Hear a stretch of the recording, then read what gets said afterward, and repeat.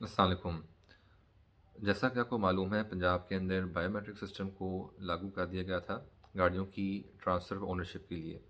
यानी पंजाब नंबर कोई भी गाड़ी या लाहौर नंबर जो उससे हुआ करती थी पहले, या उस पंजाब के किसी भी शहर की जो गाड़ी थी रजिस्टर्ड, उसको ट्रांसफ़र करने के लिए पिछले ओनर की और जो नए ओनर हैं दोनों की बायोमेट्रिक जो है वेरिफिकेशन ज़रूरी थी। उसके बगैर गाड़ी ट्रांसफ़र नहीं होती थी। उसकी वजह से 2-3 साल के अंदर बहुत सारी लाखों गाड़ियाँ थीं, ऐसी थीं जो कि ओपन लेटर पर चल रही थी, और ट्रांसफ़र ना करवाने की वजह से लोगों को बाद में बहुत सी दिक्कत का सामना करना पड़ा, क्योंकि उन्होंने अपने नाम गाड़ी नहीं करवाई थी। उनके साथ ओनर का राब्ता मुनक़ता हो गया, या वो कई हाथ गाड़ियाँ बिक गईं। तो जो ओरिजिनल ओनर के नाम पे गाड़ी थी, उसका बायोमेट्रिक ना होने की वजह से वो गाड़ियाँ लोगों के नाम पर नहीं हो रही थी, और एक्साइज़ जो है उनके रिकॉर्ड्स को जो है बेसिकली वो ब्लॉक भी कर रहा था, फाइल्स ब्लॉक भी हो रही थी, गाड़ियाँ बिकने में भी प्रॉब्लम हो रही थी, जिन्होंने गाड़ियाँ बेची हुई थी उनको भी मसले आ रहे थे। तो उसके लिए पंजाब एक्साइज़ ने 2 महीने के लिए एक जो है ना वो ग्रेस पीरियड या एग्ज़ेम्पशन अलाउ कर दी कि जिनके पास बायोमेट्रिक नहीं है, वो बगैर बायोमेट्रिक की गाड़ी अपना नाम ट्रांसफ़र करवा दें। इसकी वजह से बहुत बड़ी गलतफ़हमी ये पैदा हुई कि लोग समझ रहे थे कि बायोमेट्रिक जो है वो बेसिकली 2 महीने के लिए ख़त्म कर दिया गया है, ऐसा बिल्कुल नहीं है।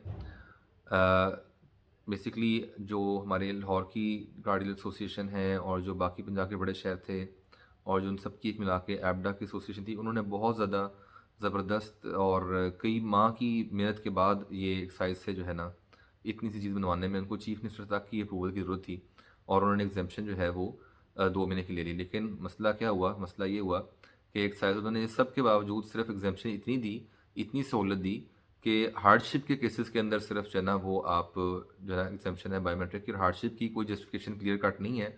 हाँ, ये अब समझ लें बेसिकली कि अगर कोई शख़्स जो है वो फ़ौत हो गए हैं, वफ़ात पा गए हैं, अब दुनिया में नहीं रहे, या मुल्क से बाहर चले गए हैं, या उनकी अगर मसलन समझ लें कि मिसाल के तौर पे उनके थंब इम्प्रेशंस उनकी एज की वजह से उनकी एज बहुत ज़्यादा हो गई है, तो वो अब बेसिकली बायोमेट्रिक वेरिफ़िकेशन नहीं हो सकती उनकी। उनके थंब इम्प्रेशंस जो है मशीन के ऊपर डिटेक्ट नहीं होते।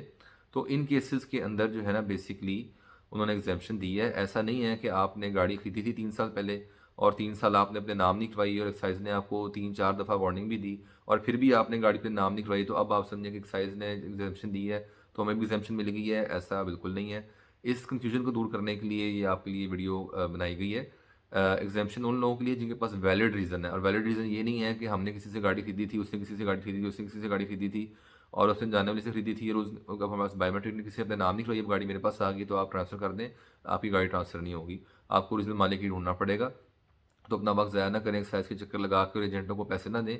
एजेंट आपसे पैसे ले लेंगे, कार्ड भी आपका आ जाएगा, लेकिन आपकी गाड़ी ट्रांसफ़र नहीं होएगी। जब ऑडिट होगा तो आपकी गाड़ी दोबारा से ब्लॉक हो जाएगी।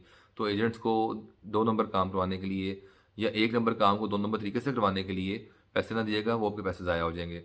तो ये इन्फॉर्मेशन आप तक पहुँचा दी गई है। जो केसेस थे हार्डशिप के, वो भी आपको बता दिए गए हैं। तो ऐसा कोई भी मसला हो, तो उसको सही तरीके से हल करने की कोशिश करें। बहुत शुक्रिया। अस्सलाम वालेकुम।